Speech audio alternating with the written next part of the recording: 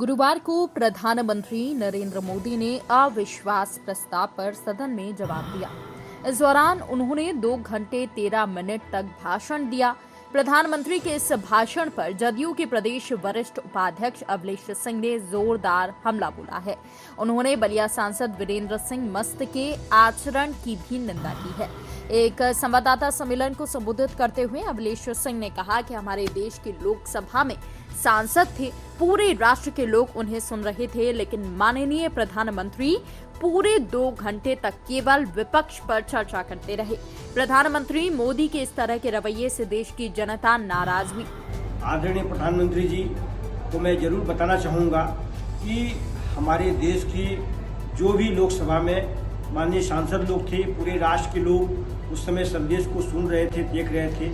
लगभग 2 घंटे तक उन्होंने सिर्फ विपक्ष के मुद्दे पे ही बात करते रहे और मणिपुर पे कोई चर्चा उन्होंने नहीं की। 2 घंटे बाद चर्चा उन्होंने थोड़ी सी की, तो उसमें भी माननीय गृह मंत्री जी की तरफ उन्होंने इशारा किया कि माननीय गृह मंत्री जी जो है मणिपुर के मुद्दे पे विशेष चर्चा कर चुके हैं और वहाँ का निर्णय जो होगा जनता के हित में होगा। लेकिन इससे विपक्ष भी जो है प्रसन्न नहीं रहा और देश की जनता भी सुनती रही, लेकिन देश की जनता भी इस ठोस निर्णय से प्रसन्न नहीं रही। अवलेश सिंह ने आगे कहा कि मणिपुर और केंद्र सरकार में डबल इंजन की सरकार चल रही है। ऐसे में सरकार को तुरंत एक्शन लेना चाहिए। मणिपुर में राष्ट्रपति शासन लगा देना चाहिए। 1993 में भी मणिपुर में ऐसा हुआ था, तब केंद्र और मणिपुर में डबल इंजन की सरकार थी। उस समय कांग्रेस ने तुरंत एक्शन लिया था और संबंधित अधिकारियों पर कार्रवाई की थी, लेकिन केंद्र सरकार ने कोई कदम नहीं उठाया। इस कारण मणिपुर की जनता खुद को कमजोर महसूस कर रही है। मणिपुर में और केंद्र में डबल इंजन की सरकार चल रही है।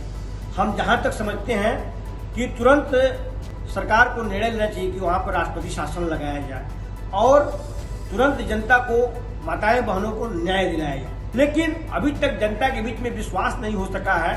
हम जहां तक समझते हैं कि जनता वहां की बहुत ही अपने को कमजोर महसूस कर रही है। वहीं वीरेंद्र सिंह मस्त और अधीर रंजन चौधरी के बीच विवाद को लेकर उन्होंने कहा कि बलिया के माननीय सांसद को इस तरह का व्यवहार नहीं करना चाहिए था। इससे बलिया की बदनामी हुई है।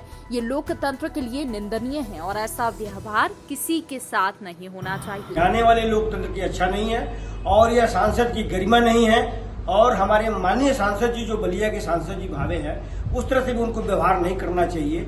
ये लोकतंत्र के खिलाफ है। इस तरह से किसी के भी खिलाफ ऐसा निंदनीय है, ऐसा किसी के साथ व्यवहार नहीं करना चाहिए।